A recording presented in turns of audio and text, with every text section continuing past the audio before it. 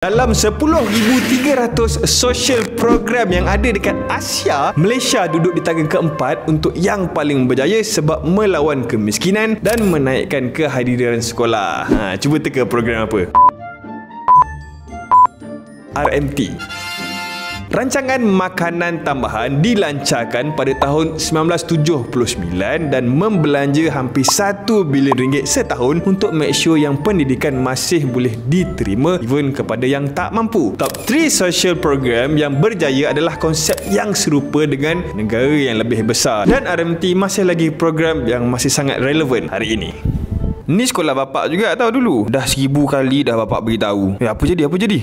Ni pengetua lama aku. Aduh, apa korang ni? Pengetua Aiman, okey? Dia ni pengetua paling baik yang aku pernah jumpa. Kenapa buat macam ni kat dia?